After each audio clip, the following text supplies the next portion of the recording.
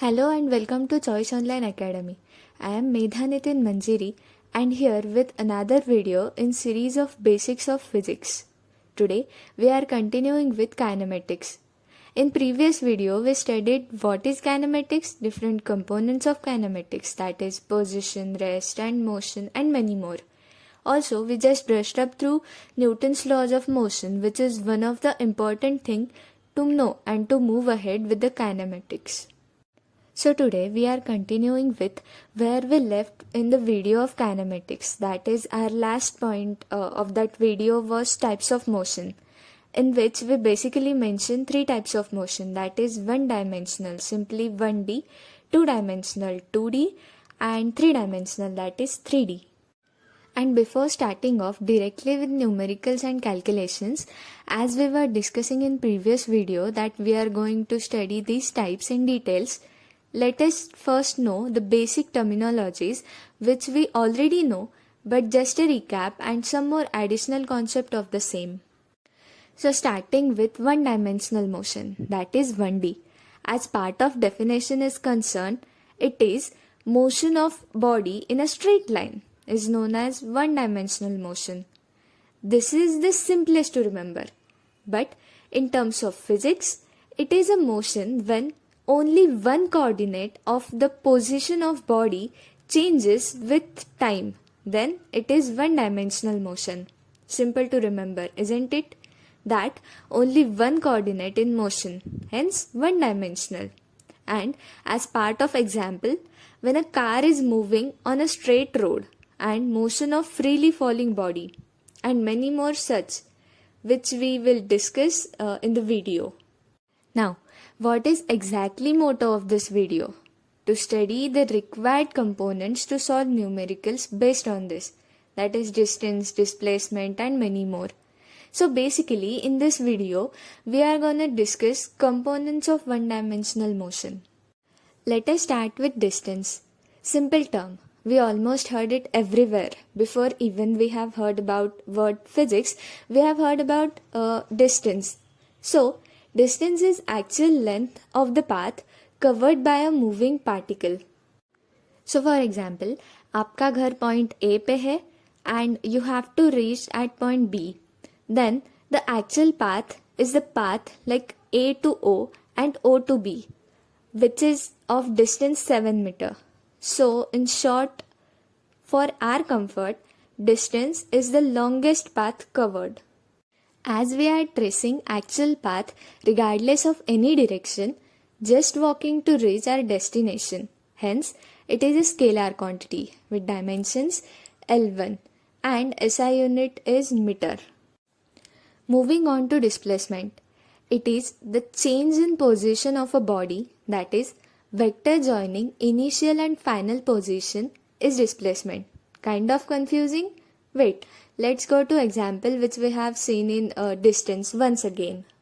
So here, as you can see, for reaching at point B from A, there is one more route which is directly in direction of B without considering even point O.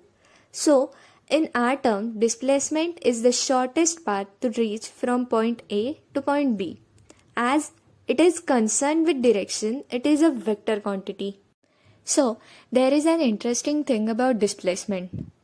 From example, also you can figure out what I am going to talk about. That distance is always greater than or equal to displacement. In example also, distance was 7 meter and displacement was 5 meter. So, why is it so? Think about it. See, it's in definition only now. Distance is the longest path and displacement is the shortest path. And at what condition both can be equal? Where there is only one possible way to reach our destination. That is, if we just want to go from A to O, then there is only one way, straight line, neither short path nor long path. Just in a straight line from point A to point O. In such cases, distance is equal to displacement. So, one more interesting fact about displacement. Displacement can also be zero. See, if you want to go from point A to point O and then again from point O to point A. So here you are covering distance, double distance. But in case of displacement, it is related to direction. We are going in positive direction from O to A for 3 meter and coming back from A to O, that is in negative direction covering 3 meter. Hence, altogether it is related to direction. Displacement can be 0. Moving ahead with speed. Speed is the rate of distance covered with time, as it is rate of distance covered and not at all related to direction. It is a scalar quantity with dimensions L1 t-1 and unit meter per second. Then there are some types of speed. Let's just look at it one by one. First is uniform speed. As the name suggests, when a particle covers equal distance in equal intervals of time, then it is uniform speed. For example, you are covering distance of 5 meter in 1 second, then next 5 meter in 1 second. Then you are moving with uniform speed. Next is non-uniform speed. As the name suggests, unequal distance in equal interval of time. Like you are covering 5 meter in 1 second, next 3 meter in 1 second, next 2 meter in 1 second. Then you are moving with non-uniform speed. Then average speed. As you can see from the name, it's average. So it means total distance traveled by a particle by total time taken. As simple as that. And last is instantaneous speed. That is speed of a particle at particular instant of time. Then our next component of one-dimensional motion. It is velocity. So what is actually? So it is the rate of change of position, that is rate of displacement with time, is known as velocity. So as it contains displacement, that means a vector quantity. So velocity is also a vector quantity with dimensions L1 t-1 and unit as meter per second. So as we have seen in the speed, there are also here types of velocity. So let's just see that one by one. First is uniform velocity. As the name suggests, a particle is said to have a uniform velocity if magnitude as well as direction of its velocity remains same. The next type is non-uniform velocity, exact opposite of uniform velocity. It says that a particle is said to have non-uniform velocity if either magnitude or direction of velocity changes or both of them changes togetherly.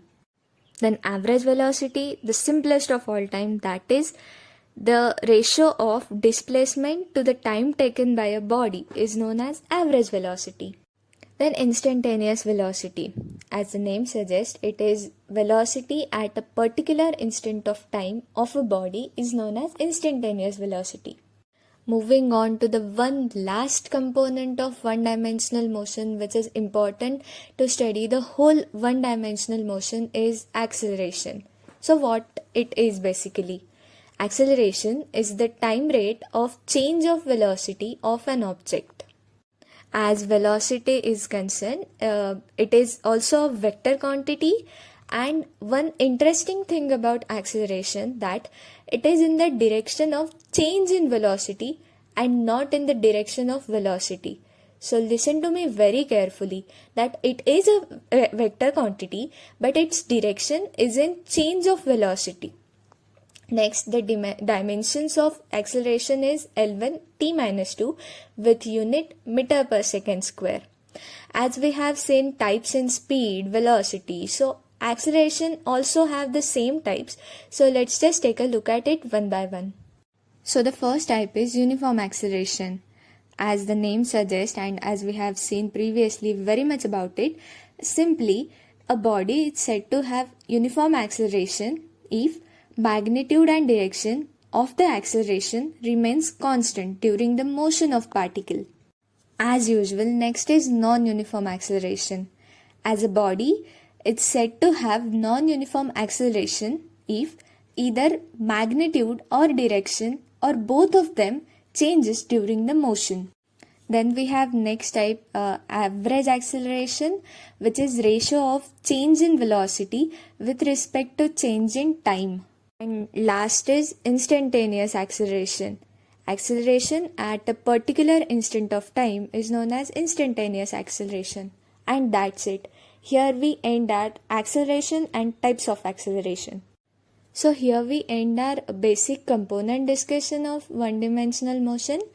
But there is one task for you. So as far as these concepts are concerned, there is nothing new in that regardless of the types of this.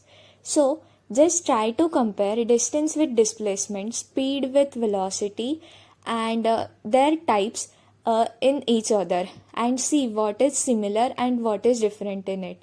So just try to compare all this, write your answers and share it on the Telegram group.